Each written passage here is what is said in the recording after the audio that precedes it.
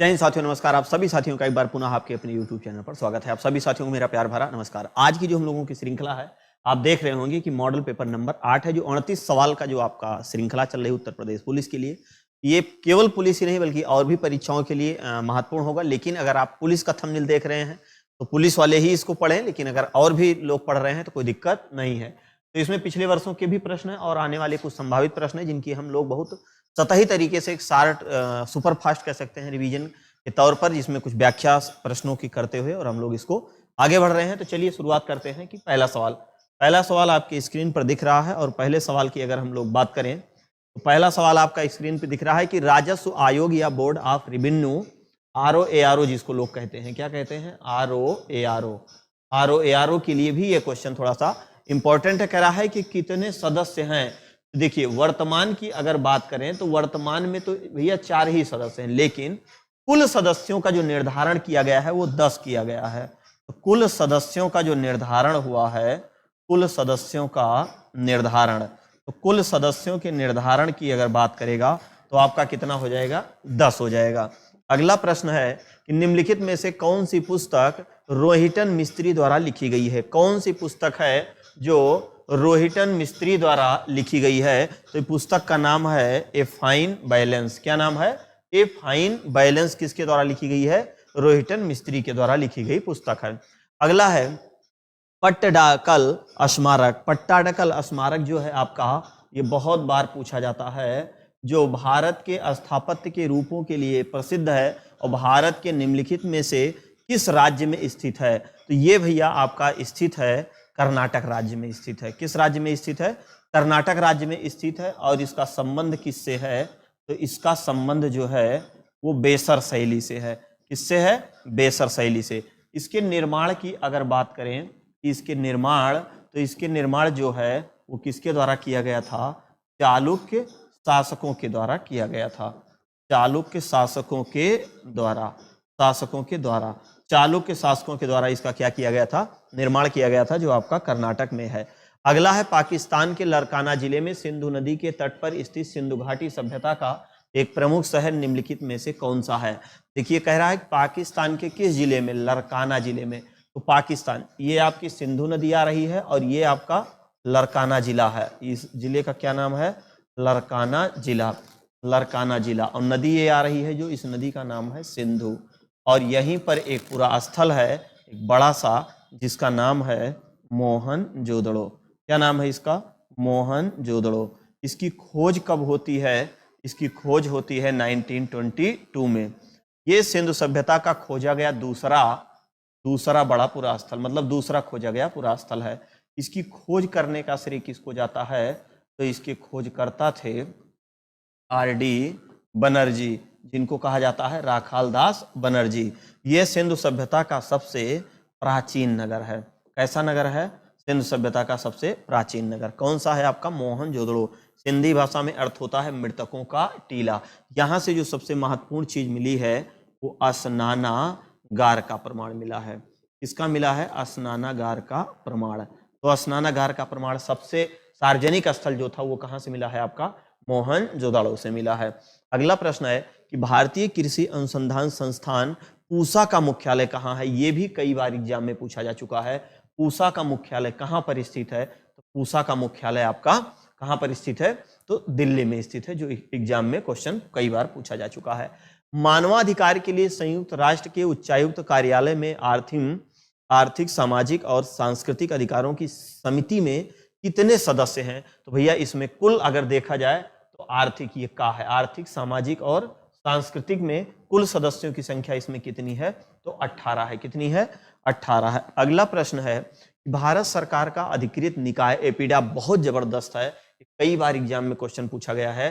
कह रहा है कि कृषि क्षेत्र के निम्नलिखित में से किस पक्ष में संबंधित है? देखिए, कृषि में तो ये सब दिख रहा है आपका, समुद्री खाद्य है, कृषि व्यापार है, प्रसंस्कृत खाद्य है, कृषि अर्थव्यवस्था। खैर, तो ये सबका संबंध है, लेकिन इसमें सबसे ज्यादा किसके पक्ष में है? तो ये क्या करता है? नए नए उत्पादों के लिए ये कुछ नई खादों का प्रसंस्कृत करता है। तो इसमें आपका प्रसंस्कृत खाद्य उत्पादों का निर्यात, ये आपका उपयुक्त आंसर यहाँ पर सही हो जाएगा।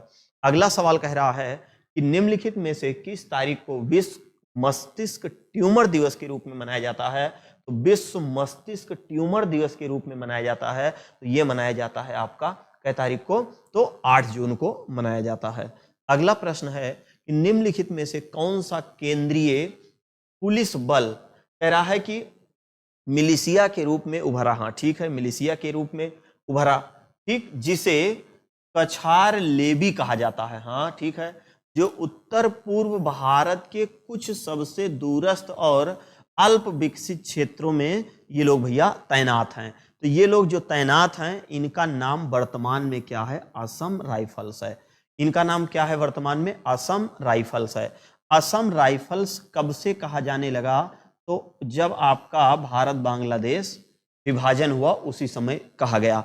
और इन लोगों का मुख्यालय की बात करें कि मुख्यालय कहाँ पर है, तो इनका मुख्यालय आपका है शिलांग में। कहाँ पर है?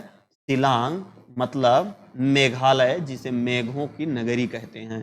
ठीक, असम राइफल, इससे पहले इसको किस नाम से जाना जाता था? तो पहले इसको किस नाम से जाना जाता था? कछार लेवी कहा जाता था।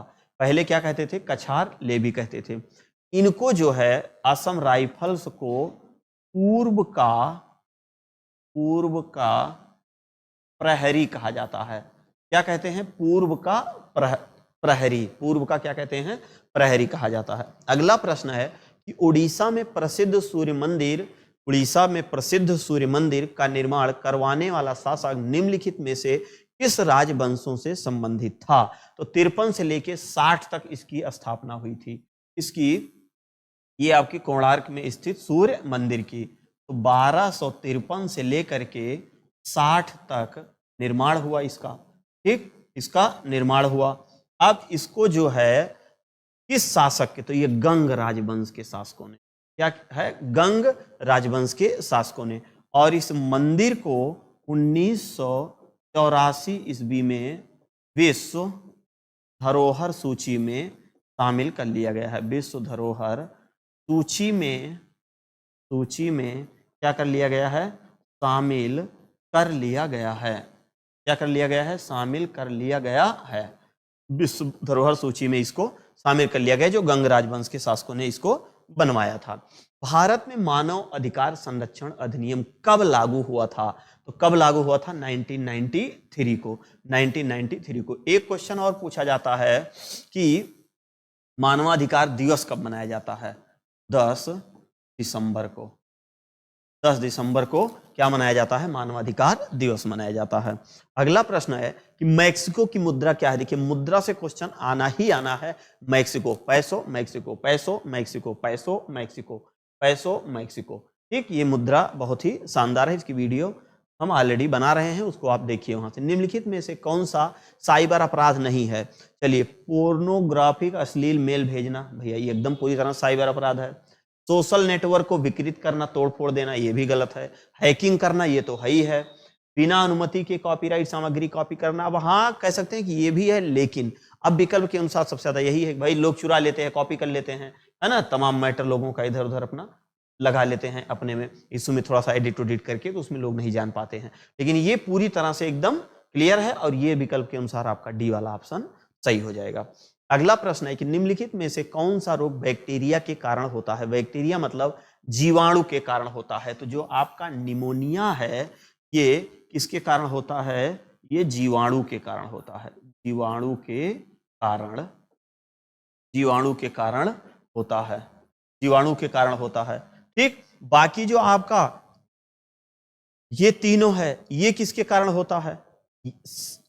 शेष तीनों विषाणु के कारण होते हैं।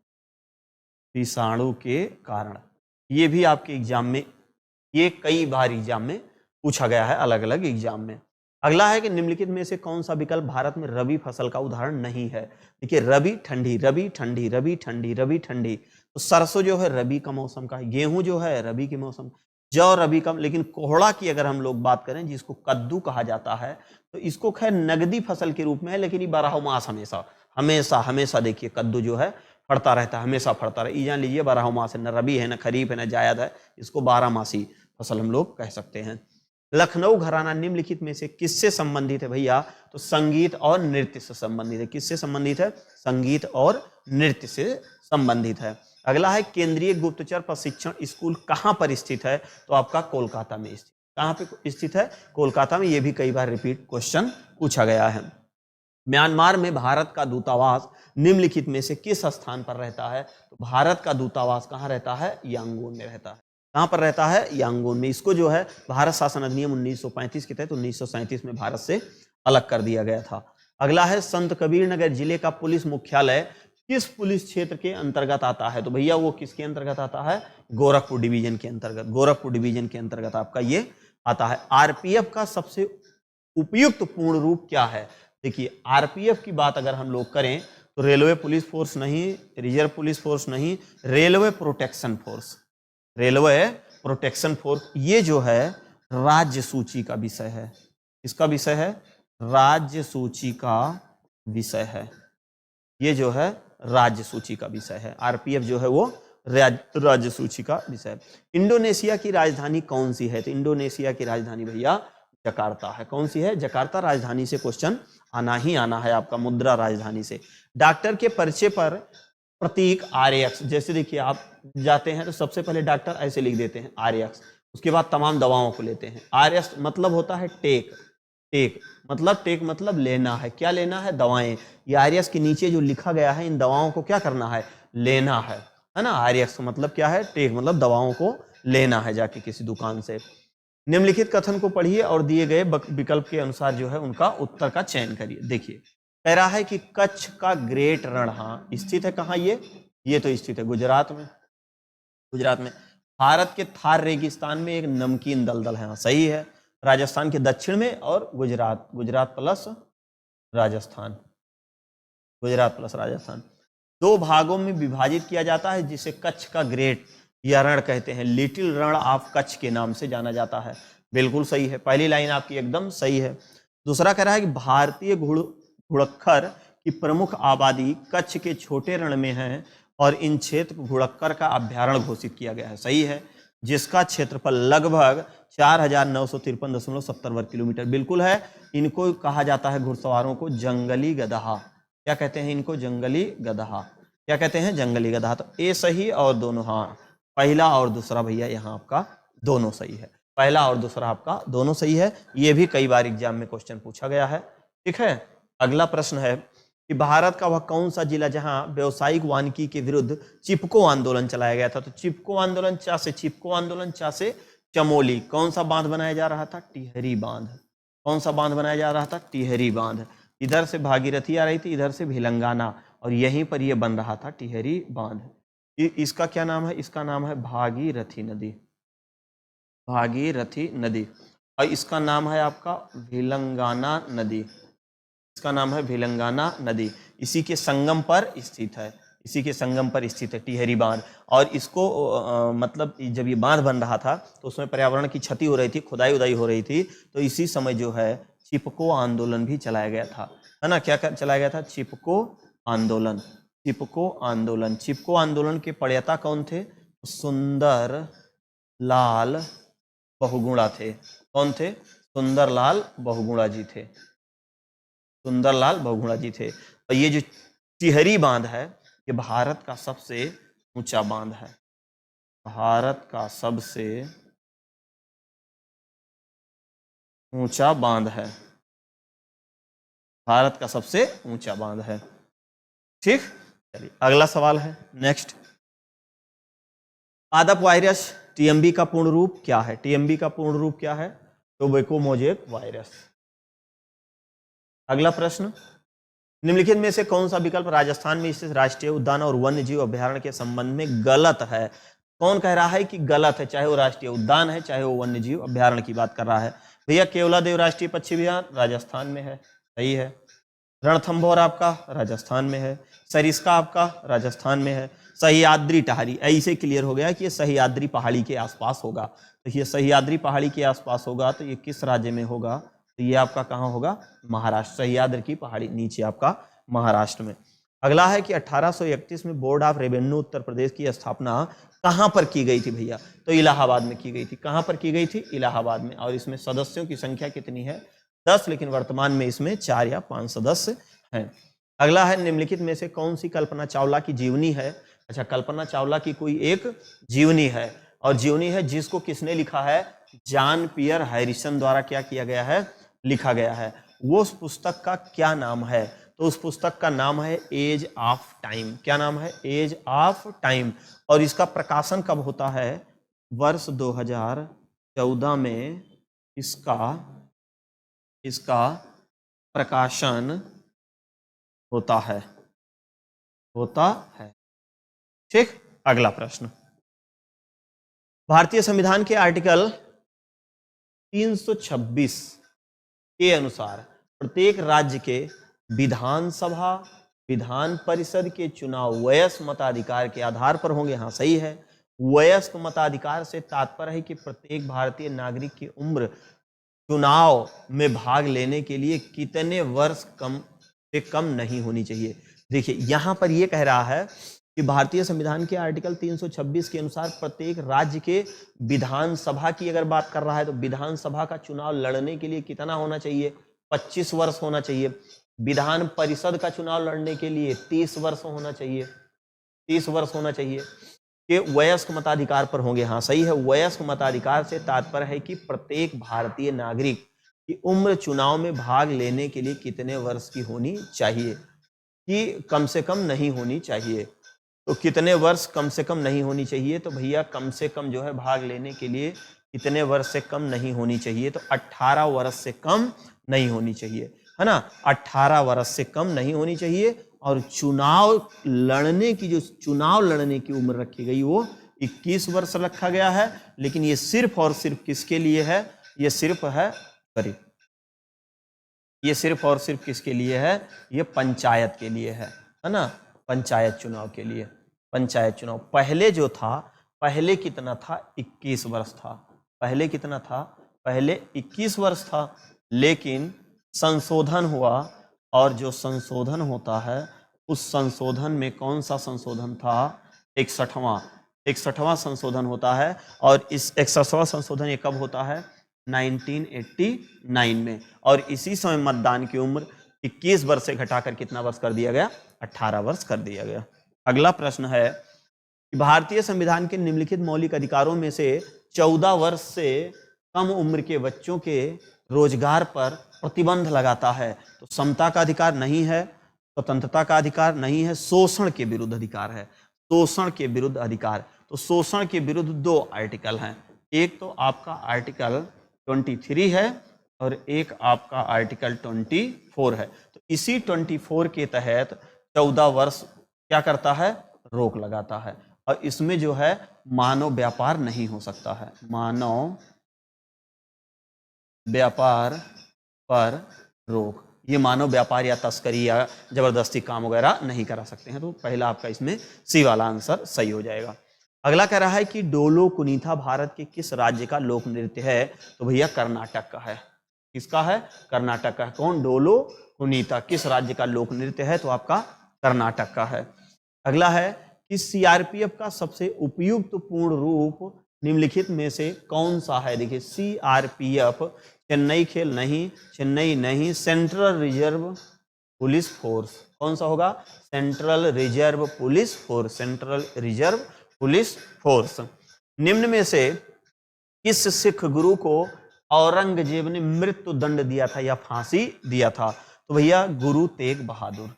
गुरु तेग बहादुर। ये कौन से गुरु थे? 9वें गुरु थे। 9वें। और वहीं गुरु अर्जुन देव ये 5वें थे। इन्हें जहांगीर द्वारा फांसी, इनको जहांगीर के द्वारा फांसी दे दी गई। तो आपका इसमें आंसर कौन सा हो जाएगा? गुरु तेग बहादुर। टोटल 10 सिख गुरु हुआ करते थे। असहयोग आंदोलन स्थगित होने का कारण क्या था? देखिए, असहयोग आंदोलन स्थगित होने का कारण क्या था? असहयोग आंदोलन स्थगित हुआ, उसका कारण मतलब किस कारण से इसको स्थगित करने का निर्णय लिया गया? साइमन कमीशन के द्वारा नहीं लिया गया। भारत छोड़ो 1942 नहीं लिया गया। चौरा चौरी कांड होता है, कब होता है? ये होता है 5 फरवरी 1922 को। 5 फरवरी 1922 को होता है। और उसके बाद जो है गांधी जी कहाँ पर, बारदौली में, बारदौली आपका कहाँ पड़ेगा, गुजरात।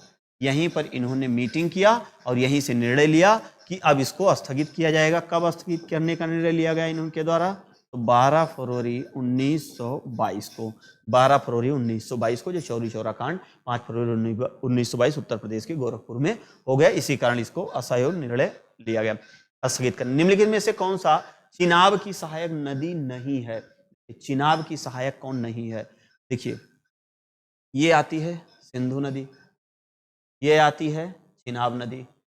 श्योक सिंधु की सहायक है, ये है श्योक, श्योक किसकी है, सिंधु की है। सतलज चिनाब की है, झेलम चिनाब की है, रावी चिनाब की है। ये वाली नदी का नाम है झेलम, ये तो मुख्य चिनाब है, इसका नाम है रावी और इसका नाम है सतलज। लेकिन श्योक देख रहे हैं सिंधु की सहायक, सिंधु की। यहाँ पर आंसर आपका कौन सा हो जाएगा, शोक। कौन सा आंसर हो जाएगा, शोक। ठीक, नदी वगैरह सब बहुत शानदार तरीके से पढ़ाए हैं, इसका वीडियो देखिए, पूरा चित्रों के माध्यम से पढ़ाए हैं, पूरा मैप पे। कह रहा है कि उत्तर प्रदेश में नगर निगम की संख्या कितनी है, तो नगर निगम की संख्या भैया कितनी है, तो 17 है। लेकिन मंडल की बात करेगा तो मंडल की संख्या कितनी है, 18 है। नगर निगम की संख्या कितनी है, 17, अयोध्या और मथुरा को लेकर के। निम्न में से दुनिया की सबसे ऊंचाई पर स्थित झील कौन सी है, तो सबसे ऊंचाई पर स्थित झील आपका कौन सी है, टिटिकाका। टिटिकाका आपकी कहाँ है, पेरू और बोलीविया में, पेरू और बोलीविया देश में। ये कहाँ पड़ेगा, ये पड़ेगा दक्षिणी अमेरिका में, दक्षिणी अमेरिका में, दक्षिणी अमेरिका। ये एक ये पर्वत श्रेणी है, ये एंडीज पर्वत श्रेणी, जो दुनिया की एंडीज पर्वत श्रेणी, लगभग इसकी 7200 किलोमीटर है लंबाई, दुनिया की सबसे लंबी पर्वत श्रेणी। और इसी पर ही झील स्थित है, टिटिकाका, जो एक कह सकते हैं कि नौका गम्य झील है, नौका गम्य झील है। कौन सी आपकी, टिटिकाका, जो पेरू और बोलीविया स्थित है। 38 सवाल, आज अंतिम क्वेश्चन है, मतलब इसका 38 की श्रृंखला हम लोगों को चल ही रही है। प्रश्न क्या कह रहा है कि निम्न में से कौन सा महाजनपद उत्तर प्रदेश में नहीं है। पांचाल है, सूरसेन है, वत्स है, लेकिन अंग आपका नहीं है। अंग आपका कहां पर है, अंग आपका बिहार में है। उत्तर प्रदेश में 7 महाजनपद हैं, 7 महाजनपद। अब इसमें जो है 8वें के रूप में कह सकते हैं, तो 8वें के रूप में जो है वो कुरु को भी लिया जाता है, लेकिन कुरु आपका दिल्ली हरियाणा में है, कुरु आपका दिल्ली हरियाणा में, कुछ मेरठ वगैरह वाला क्षेत्र आता है, उसी आधार पे इसको भी लिया जाता है। लेकिन मुख्य रूप से कितने महाजनपद हैं, तो 7 महाजनपद है। इस प्रकार से जो 29 सवाल हम लोग लेकर के आए हैं, ये आपके लिए बहुत ही शानदार होगा। अब मिलते हैं हम लोग नेक्स्ट क्लास में, तब तक के लिए आप सभी साथियों को जय हिंद, वंदे मातरम।